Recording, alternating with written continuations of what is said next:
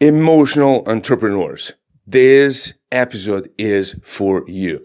If you're not an emotional person, this might help you to figure out why the lack of emotions, the lack of empathy is also an asset for you if you know why and if you know how to use that. But especially if you're an emotional entrepreneur and you have to make multiple decisions every single day, and you find yourself sometimes that you think and feel at the same time that you're crazy, that you're making some dumb things, or that you'll never get out of this situation, or feels to you that you're doing everything wrong and you'll never get out of this phase of your business, building your business, growing your business, or moving forward with some personal projects.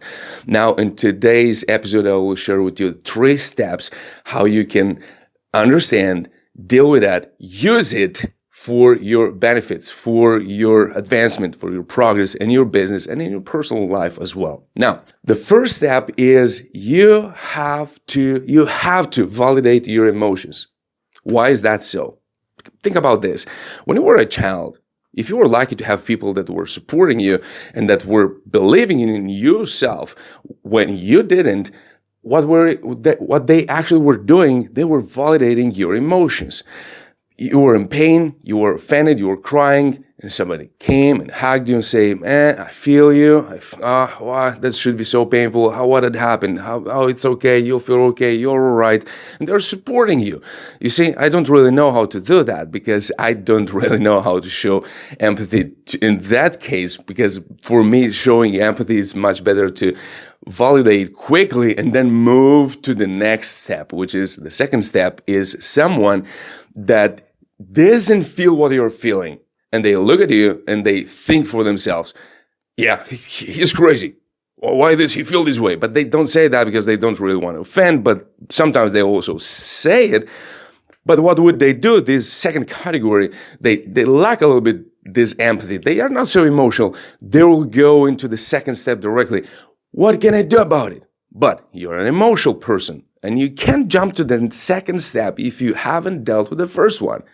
And that's okay. You have to do that for yourself. Because look, if you look in your inner circle, people that are around you, you have 2 types of people. You have people that they're validate your situation, they validate your emotions, but they stop there. And you are seeking for a second one because, okay, thank you for the support, but you can't even help me a little bit to think about what I have to do because I want to get out of this situation. You already know that by doing, you'll get out. But first, you have to deal with the first step. Now, if you look in your inner circle, then you also have people that don't really know to validate your emotions. They can't really express how they feel while you're feeling whatever you're feeling. And they will just be quiet there. For example, Dan Harry, I was watching a couple of days ago an episode, he was roasting somebody's business. And that man is saying, "Man, I have 5 kids, bank is taking my house, COVID came, I was about to lose everything." Dan Harry, no word. No word. And in the moment when that guy started to say, then I started to make this kind of decision. I started to do something else, something different. It didn't work. Then Harry comes in. Why? Why were you doing something different when you already had something? You knew what to do. You knew what you have to do. Something that was working. Why? So he jumped directly to the second step. What can I do about it? And that's the name of the second step. If I didn't feel this way, what would I do? But you can't jump to the second step if you haven't dealt with the first one. And if you're not so lucky to have people in your inner circle that know how to support you at this first stage, at this first step, you have to know how to do that for yourself. What is that? Validate your feelings, validate your emotions. Hey, probably I'm a little bit crazy. Hey, probably the situation is hard and it's okay. I'm an emotional guy. It's okay to feel this way. Now, it's not okay to do something to make decisions while you're feeling this way. Because look, if you're an emotional person, you're an empath, and you have a friend that's telling you, like, "I'm so angry, I want to smash somebody's brain because they've done this to me, that to me." Validating their emotions doesn't mean, "Yeah, man, you're right, you gotta go and smash their brain." Yeah, of course, how they could just do that to you. No. It's about, man, I feel you're angry. I understand you. I would be angry as well if I was in your place, in your shoes. That's what is validating. Man, I feel this way and it's okay. It's okay because I'm an emotional guy. But when it comes to the third step, I know that my emotions are going to help me to create amazing things. You have to believe that. But first, you have to validate. So first step, validate the way you feel. For example, if you look at Patrick Bet-David, he's an extremely emotional guy, and he knows how to use those emotions. He was listening to a Holy Grace song for an hour. He was sharing a story of a hard challenge in his life, and he was sharing this story. I was listening to this song for an hour. I was like, oh, that's my man, because I'm an emotional guy as well. So that's what saved my business and my life when I started to learn to deal with my emotions, one, but two, to realize that they are my asset. So validate your emotions. Do not boss yourself, because you constantly do that, as hormones say. If slave can work all day, then I can do that too. Yeah, but you'll still miss one element. You had that unconditional love, someone beside you that was believing in you. So it's not really that way. So what happens if you do not validate, or you never validate your emotions, you become that bossed child from the childhood that was living in anger and offended and lack of emotional intelligence and so on and so forth, which led to making some bad decisions along the way, and definitely far away, 1,000 miles away from happiness or some satisfaction. So if you're an emotional guy, first validate those feelings. Do not boss yourself. Do not consider yourself crazy. Just allow them to be, and do not consider yourself crazy. And then you can go to the next step, which is, if I didn't feel this way, what would I do? If I didn't feel this way, what would I do? And some of my clients say, oh, man, I can't. Because when I ask myself, what would I do if I didn't feel this way? I still can't. It's because you haven't dealt well with at the first step, at the first stage. I remember when my father is a mathematics teacher. So every single time when he was about to control my work, he would have a question that I didn't know the answer, and he would smash that book constantly in my head. Go and learn the material. Go and learn first. In other words, yeah, it's different than in entrepreneurship, because you have to start doing even if you don't really know what you're doing, and then you'll figure it out. But half of the principle is still valid. Use all the information that's available, so then you can start to make better decisions, and then you're going to have better questions, better answers, and you're going to seek new information. But first, apply the information that's already available. Do what you already know that you have to do. So if I didn't feel this way, the second step, what would I do? And if it's still hard, it means you have to go back to the first one and fully acknowledge and admit the way you feel, and do not allow them to be right. Just feel them. And that's okay, because I know I'm an emotional person. Do not make any decisions while you are in that state. You can use that state to go to the second one. Okay, but if I didn't feel, what would I do?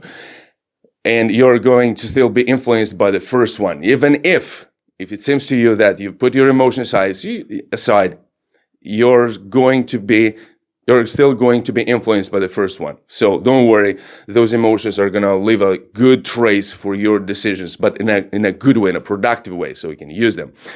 And the third one is the one that you heard thousands of times. Do it. You've got to do it. And the moment you have the answer, you have to start doing. Again, when you start doing what decision was made at the second step, when you start doing them, your emotions might come back, but they will come in a much lower intensity. They're not going to be so strong because you listen to them, because that's like a dinosaur inside your head, and the dinosaur is yelling at you when it's emotional. So if you listen to that dinosaur and say, okay, tell me everything you have to tell me. Okay, just tell me 1, 2, 3, 4, 5. Okay, is that all? That's amazing. Okay, let's move on. Then that dinosaur, it calms down. But if you're playing dumb, it's like, no, I don't have a dinosaur. No, there is nobody. No, it's okay. When you come to the third step, at the third stage, when you start doing, the dinosaur starts yelling again, stop doing what you're doing. You're crazy, you're dumb, you're unworthy, and so on and so forth. And you're like, oh my gosh. And again, you go down again because you haven't dealt with those emotions at the first step. So, first one, admit, acknowledge. That's it. Admit and acknowledge. Listen. Second step, if I didn't feel this way, what would I do? This is the second. Third one, start doing them. As simple as that. Do not run away from your emotions. Do not consider them as something that will never allow you to succeed. You are emotional, and that's amazing. But you have to know how to put those emotions aside when you make decisions. Because when you're emotional, when you come to the third stage, when you start acting, when you start applying those emotions, if they're healthy, they're going to help you to create amazing things. Your creativity is tightly connected, bounded to your emotions. In every successful business, most of the times there are two owners, two individuals that are running the business. One is the empath, is the emotional guy, is the Simon Sinek that is always about, yeah, but you have to feel. You have to feel how they feel and then ask them what they feel. It's all about emotions. And the other one is that cold mind. It's logic. It's very straightforward. So together, one is the phase that also is responsible more about the networking. It's more about the customer service and so on and so forth. And the other is better at making better decisions that are going to be worthy and financially successful for the business and for the customers as well. So if you're not so lucky to have those kind of people in your inner circle that are cold-minded, logic, that can help you with the better decisions process, and those that are emotionally intelligent, they know how to bound it, how to help, how to support you, then you have to do it for yourself. And you can do that. Doesn't mean if you're emotional, you can't be logic, or if you're logic, you can be emotional. You have to be both, because they both are making this whole that are going to make you a successful, well-balanced, emotionally healthy, happy, successful entrepreneur. That's all for today. Hope it helps. Have a good day. Use your emotions. Listen to them. Be great. Stay always on the edge of the known. And see you in the next episode. Exploraself MBA Mindset Business Academy. Alex from here. Salute.